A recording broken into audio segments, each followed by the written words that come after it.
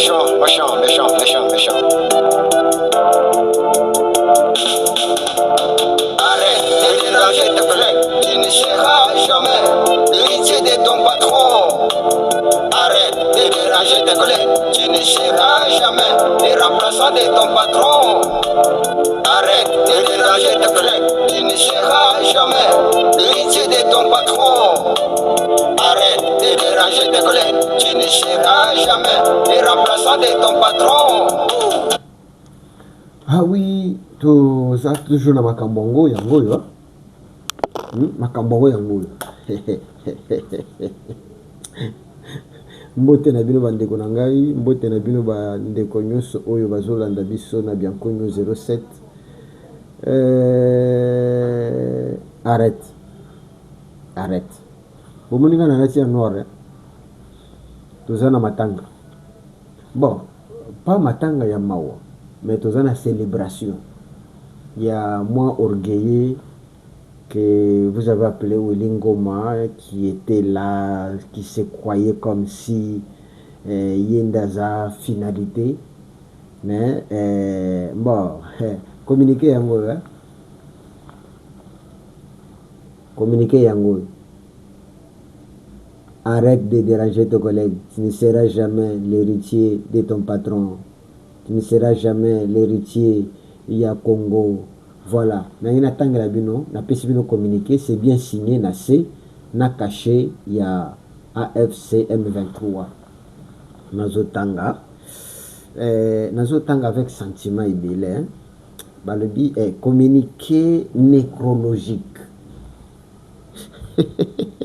Communiqué nécrologique. Aïe, aïe, aïe, aïe.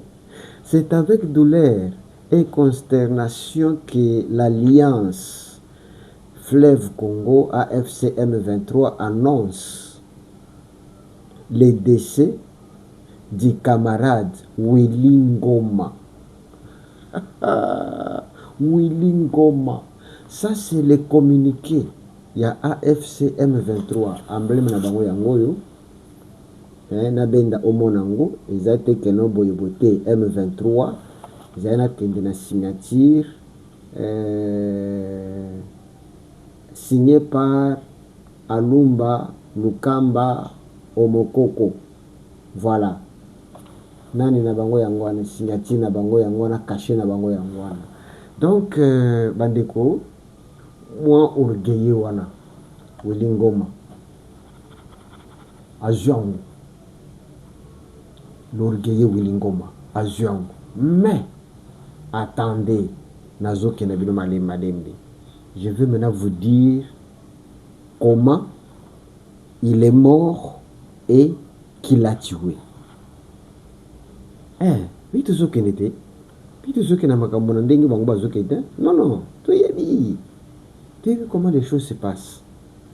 Je vais vous dire comment il est mort et qui l'a tué. Ok? C'est ok.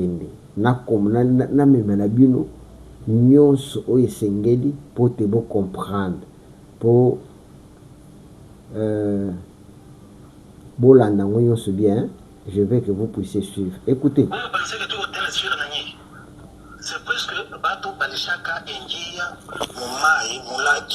Wana Willy Ngoma. Nous n'avons pas de choix. Mais ce que vous avez fait là, c'est regrettable. C'est regrettable. Tous les Congolais qui sont à la CM23 ne sont pas d'accord avec ce que vous avez fait. Ne sont pas d'accord, s'il vous plaît. Tuer quelqu'un comme une bête comme ça. Tout comme révolution. Oui, on appelle ça famille. Moi, je suis très compliqué. Moi, je peux accepter de mourir, ça. Ça, c'est Willy Ngoma. Toute la vérité, Yacham. Toute. Bandeko boyoki. Siko na yebisa bino. Willy Ngoma n'est pas mort par les missiles de FARDC. C'est faux. Bazoko Sabino. Je crois ngai bianco na zwaka moi temps ya kolingana confirmé parce que bino il faut même la bino la vérité, uniquement que la vérité. Bolimbisa na nazwa nani oyo napelisa nani o bien po bolandanga malamu. Voilà. Donc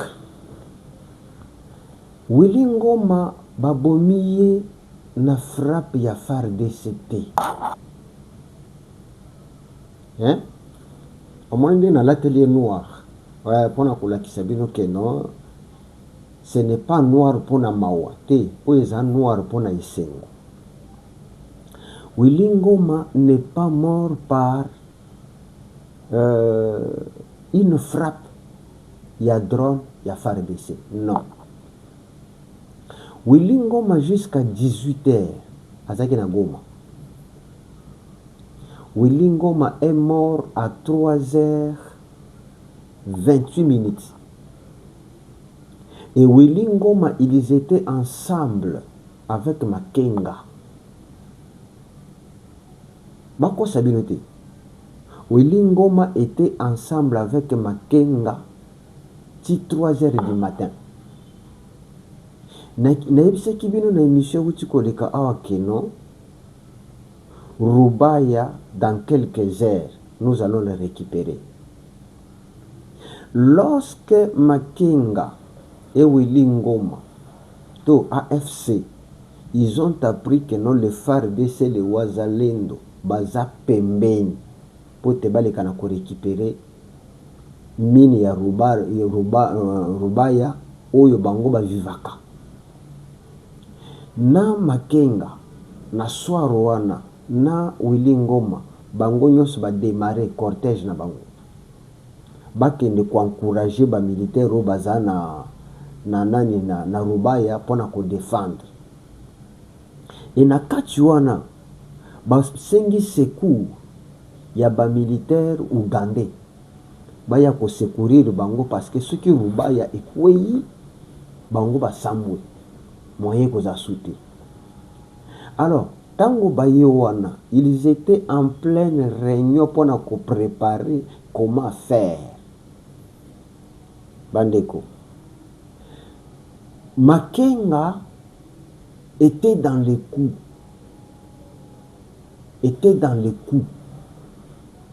Il s'est déplacé pour takende nanda kumo l'église Mokoboui. C'est alors que Bapandi y compris Willy Ngoma. Qu'est-ce qui a fait que tout le monde a eu Willy Ngoma? Na audio obo Kolanda, Willy Ngoma na moment oyo babomaki Magloire Paluku, Willy Ngoma était fâché. Voice oyo ya Willy Ngoma. Qu'est-ce que Willy Ngoma dit? Alobi eloko bosali eza malamu te. Oyo gouverneur Boche awana Kivu a décidé à ce que baboma Magloire. Une autorité lokola Magloire babomie lokola mbwa. Ndayebisi mama bi batu nyonso ba Congolo nyonso baza na kati ya AFC baza contenté. Ce que vous avez fait ce n'est pas normal. Après yebisi mama bi nga Willy Ngoma boyeba nga bien terre. Je suis capable ya kondima liwa. Et puis na bimi na pandi nyonso na bibisi ba secret nyonso. Tango tu yebisa kabino keno M23 bazana ba secret. O bino boyebi te. Mais ba Willy Ngoma bananga ba yebi. Ba yebi ke mouvement ezana ya ba ezana mouvement pour ba Congolais te. Boyoki yango na monoko Willy Ngoma. Il dit que na koki kobima na pandi secret tout. Et puis na kufi na ngapi. Kuna ndenge bazana ba secret bazana beaucoup panzate. Maintenant Kagame connaissant que la lire où nous allons, tout ça sous notre contrôle il y a RDCT.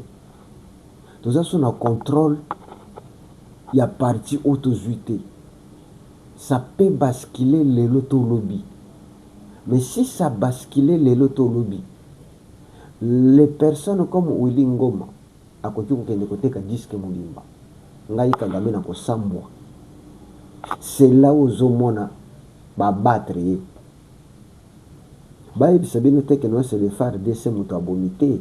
Quoique c'est notre joie de voir un orgueilleux, un hautain qui vous disait que non, nous venons de former si c'est ceux qui disent 1000 commandos.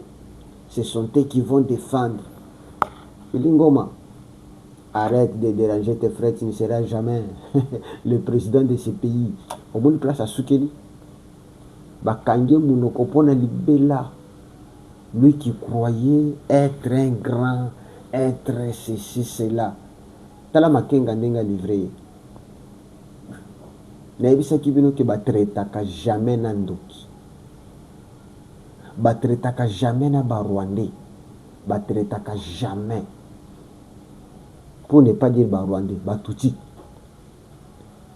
Tala. Ndenge Soukeli. Et puis, les akaka yete. Tozana bango na liste. Tango Magloire akufaki bisa Kibino de. Na ya awa na yebisa bino ke non. Après ma gloire, ça sera Willy Ngoma.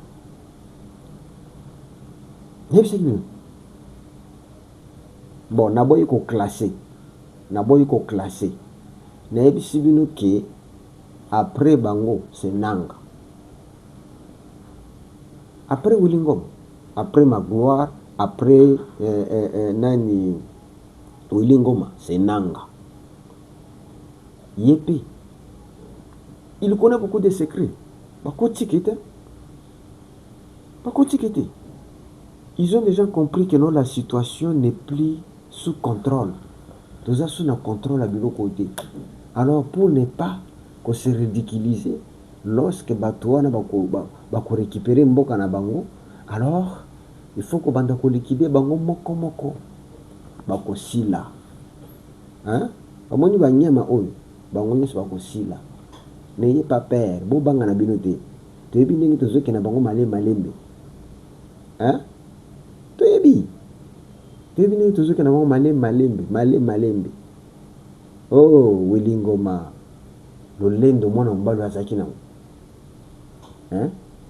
Il était orgueilleux, il parlait avec arrogance. Kende ko za pouvoir, hein? Kende ko za pouvoir c'est qu'on a fait. Kende koza pouvoir zena la kisabino yi botala ndenge bandaki koloba tala move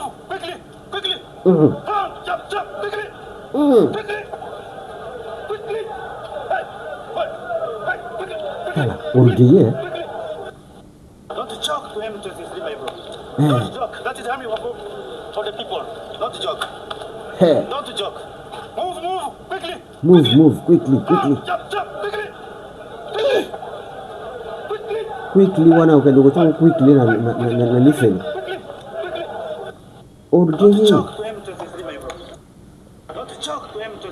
orgueilleux je vous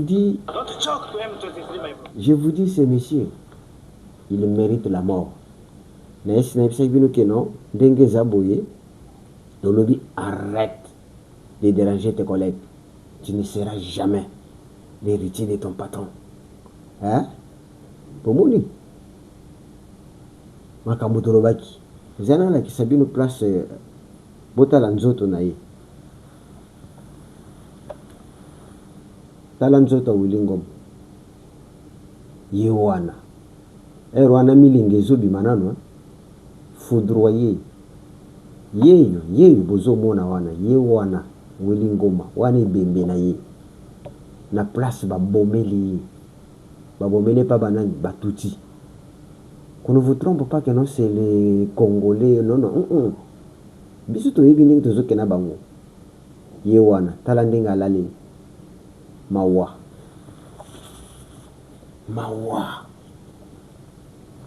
o trahir mboka oyo obomisi bato ebele pour kaka yo za pouvoir yo tambola na ba jeep bamona babanga yo baloba keno il est là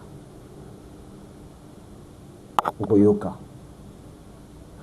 bazana molongo nanga ifakeni yepe na nzela bisimo yepe na nzela makenga yepe na nzela menanga batuti bato baboma ye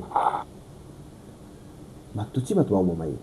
Rappelez-vous, c'est l'histoire de musée, non? Toyebisaka bino ke bato nyonso oyo baya na musée bango nyonso bakufa, bakongole nyonso oyo bazaka na musée bakufa, bato batikala eza na ka batuti.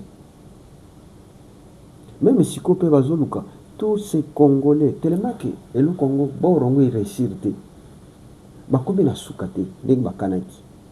Normalement siko d'après Kagame il faut éliminer bato nyonso wana nange fo kende, mais biso tokosuka ka bana bango te. Mikolo na yebisaki bino ke ce n'est plus biloko wana ya kobeta en l'air te, c'est avec précision.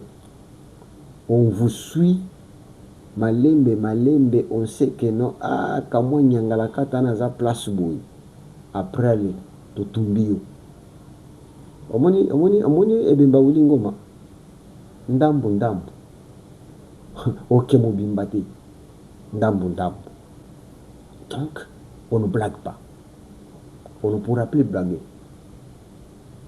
Il faut que bango pe bayoka pasi oyo bandeko na biso bayoki. Bosakanaki na RDC, bosakanaki na Fachi béton, déboulonnage. On a déboulonné PPRD, on a déboulonné AFC et FCC. On est en train de déboulonner M23 et Kagame. On est en train de déboulonner ces microbes-là. Ils finiront tous. Ah, c'est là que tu as comme un niveau. Tous. Et Sengele Bayoka pensa que non. Les Congo, les Asus Congo, auto yeba quitté. Bien ba bato bozakamite mabe. Pour le Congo, bozana bino kaka, bozana bino kaka mitema mabe, mais bokosuka kana kolela, c'est tout à fait logique. Bozala en train de pleurer, en train de chercher la solution. Il n'y aura pas de solution. Même le dialogue, on va dire, mettez ça de côté. Mettez ça de côté, on peut dialoguer avec qui? Pour que beaucoup de services soient Rwandais. Na RDC, non, RDC c'est comme il y a Congolais. Oui. C'est cool. Même si vous que non, Rubaya, Kalate. Même si vous que Rubaya, Kalate. Voici Rubaya.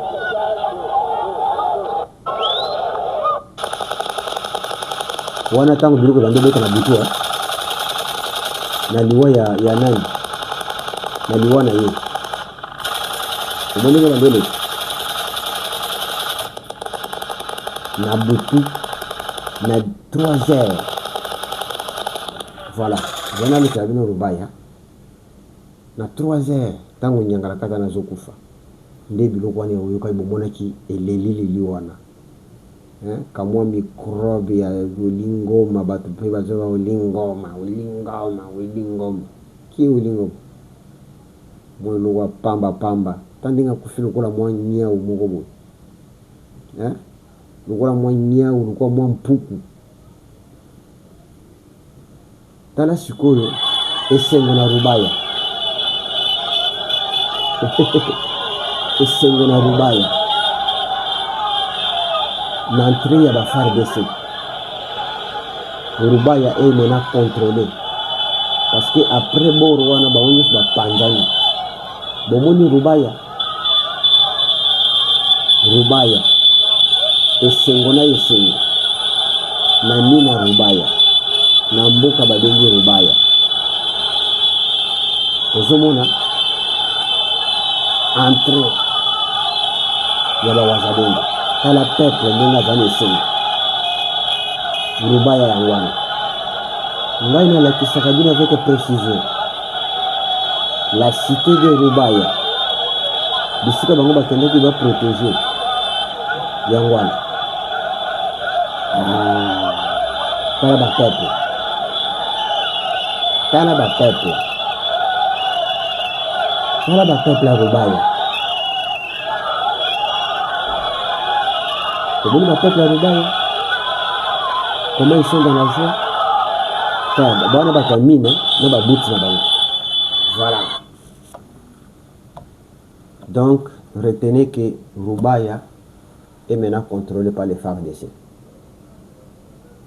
Tout le monde a microbe nyonso wana tokolia bango moko.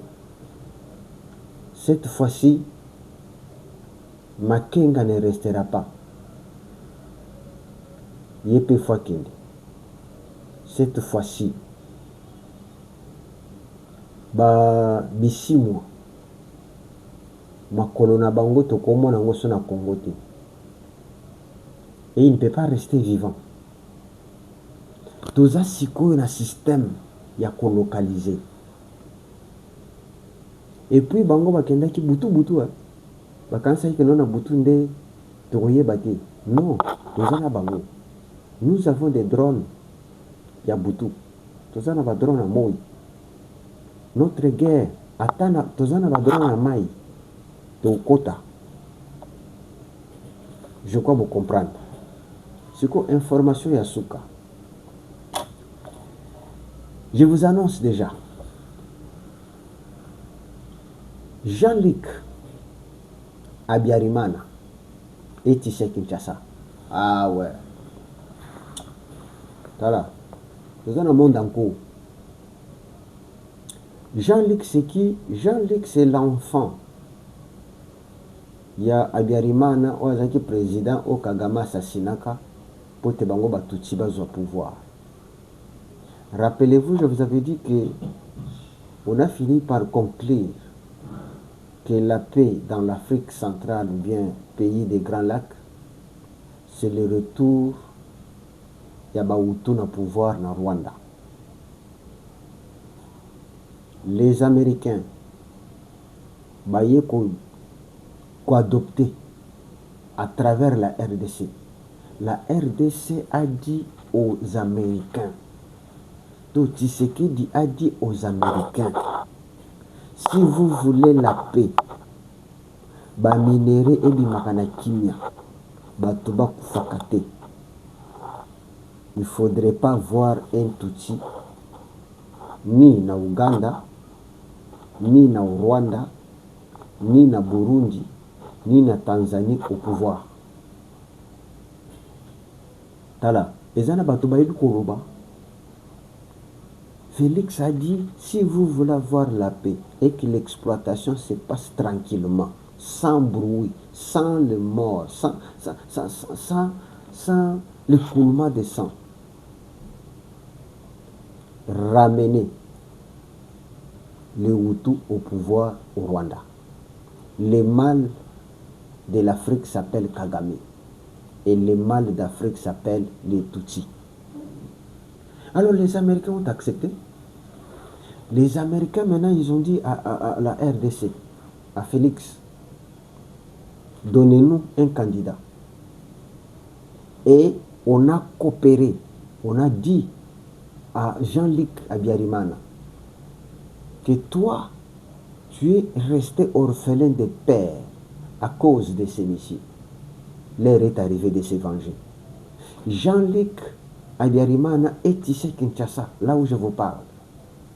Toujours là qui ça y est, ce qu'il faut faire. Les clauses sont déjà ici. Makambonyo ces autres traitements awa. C'est toi qui dois remplacer ces petits messieurs, ces sanguinaires Kagame. Kabout. Naïf Bino. Voilà pourquoi il faut essayer de coller Bianco News. Bianco News a mis la cabine de la vérité. Parce que like émission, pour partager mon baninga. Voilà les Sengo. Le petit orgueilleux est parti. Oui, qui se croyait que nous avons à Kinshasa, nous avons roulé na banane. Papa, il y a eu un corbillard, et puis il y a eu un kundam. Kozo kundam morceau, parti. Yo muto fanda ki na yo zo régner, ozo liano bien. Oh non, on a créé une rébellion pour nous comme chef d'état-major na RDC. Yo, baloka yo. Ulingo masoki abandiko là-bas, quickly, allez, yo. Bosaka na ba misusu, bisote. Donc, Jean-Luc Kabiarimana, c'est lui que nous avons adopté. Rappelez-vous, je vous avais dit que pour qu'il y ait la paix en Afrique, il faudrait que le président qui sera au Rwanda soit parrainé par la RDC. Et on a trouvé la personne. C'est Jean-Luc Abiyarimana. Oh, mais c'est Jean-Luc, Mbotenayo. Bonjour, monsieur Jean-Luc. Vous êtes à Kinshasa. On est en train de travailler. On est en train de travailler. On est en train de l'entraîner. D'ici là, Tomemi en États-Unis, tout est fini. Parce que la mission, c'est les États-Unis qui a donné la RDC. Choisissez vous-même la personne à qui vous allez confier la mission de chasser Kabila. Et de chasser, pardon, Kamwa Demona Susu. Yépé Susu. Yépé. Tokolia Yekana, moi, voyage na Yawan Tokolia. De chasser Kagame. Jean-Luc a dit oui, je dois me venger pour la mort de milliers, d'abord pour la mort de mon père, Abiyarimana, et pour les milliers de Hutus. Parce que je vous ai dit que non, les Hutus sont assassinés. Il y a génocide des Hutus, mais au Congo. Banane va comme Jean-Luc na pouvoir kuna. Ce sont des Wazalendo. Et qu'est-ce qu'on va faire? On va même prendre nos militaires. Tolongoli bango tenir à RDC. Tolatisi bango tenir à Wazalendo. Allez, entrez na Kigali. Chasser Kamwe Lukwana ya Kagame wana. Kagame appartient au passé. Retenez ça. Un jour, vous pouvez avoir raison, vous avez bien connu, vous avez raison. Jean-Luc Abiyarimana est à Kinshasa, là où moi je vous parle. Bisoto Stokutani. Tosuto Lobinyos. Il est à Kinshasa. Ba close nous c'est ces hommes, ba dossier nous c'est ces même malam. Maintenant, c'est avec les États-Unis. Dans peu de temps. C'est pourquoi vous voyez que moi Kagame est aux États-Unis, bazo bois qui ça y est, bazo bois qui ça y est. Ayamba mité. Donc, nous devons reprendre les règnes en Afrique. Et comme le Hutu, c'est un peuple de paix, ce sont des Bantous. Les Rwandais Hutus, ce sont nos frères. Mais ce qu'on ne peut pas considérer comme étant nos frères, ce sont des Tutsis rwandais. Ça, ce ne sont pas de frères. Ça, non. Et lorsque Jean-Luc Abiyarimana reprend le pouvoir, plus jamais, beaucoup de monde comme moi, Tutsi n'a pouvoir pour nous. Et on va faire tout. Tout comme na Ouganda. C'est-à-dire, tous les pays voisins, et Sengelez à la diriger par des Hutus. Ou baza soudé. Au monde est-ce qu'Afrique du Sud peut gérer un mouvement pour te renverser RDC? Non. On a ni Angola. À côté qu'on utilise un mouvement pour renverser le pouvoir dans RDC? Non. Burundi. Azosala jamais ne va renverser le pouvoir dans non. Maintenant, il fallait trouver une personne comme ça aussi au Rwanda. Il fallait trouver une personne comme ça aussi dans Ouganda. Et maintenant, lorsque l'armée congolaise est au pouvoir, dans force, dans l'Union Sengeli, Ndesikoyo, to bando sala soki omeki kaka na Uganda biso moko toye, soki omeki na Burundi biso moko toye, soki omeki na Angola biso moko toye, soki omeki na Tanzanie biso moko toye. C'est comme ça la politique que nous allons appliquer. Omoni ka ndenge États-Unis aza aux États-Unis, ndenge Amérique asalaka en Amérique disons. C'est comme ça que le Congo va commencer à faire en Afrique. Batu na biso nyonso soki attaquer bango okuti biso. Donc voilà, on a kakina bisabino.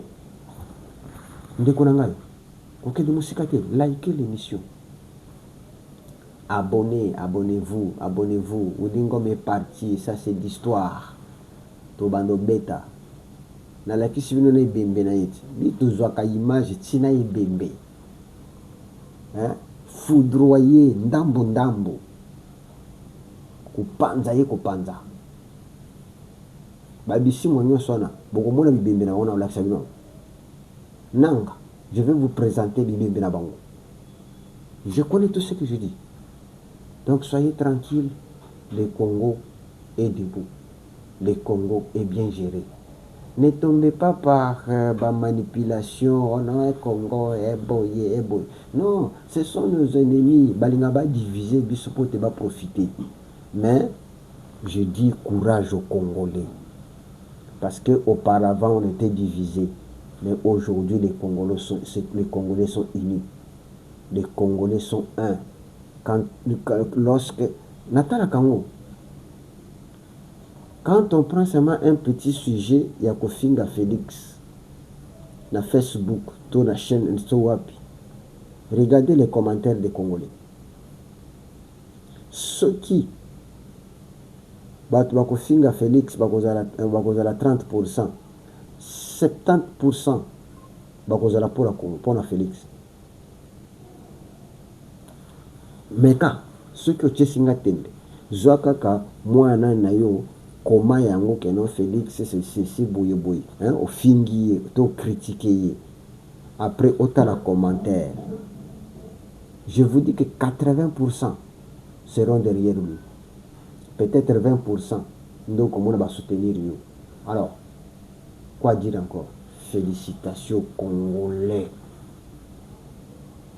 Nalataki mwindo pona ko fêter liwa ya Wilingoma. Era boy na lobaka avec l'olendo, avec fierté. Nalatibu pona ko fêter liwa ya Wilingoma. Na momo baninga bakufaka batu bazoka mawa, mais biso zoka isengo. Tala ndenge ozokende. Hein? Batu bako sepela na ye kaka baba demon. Li felonde moto yambiyo, sanguinaire, traître, aventurier. Allez, kufa kuna. Mukolo susu toko bomananga, na woyela bina ko bilamba noir.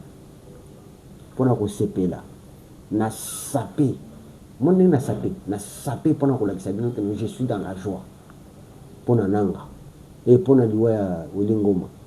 Akufa, akinde kuna. Kama microbe moko pamba biso bendo fan de la kolelaka Wilingoma un microbe. Allez mbote na bino nyonso bande zale sengo vous a congolais et sengo belé pour la Wilingoma kitoko normal. Wow.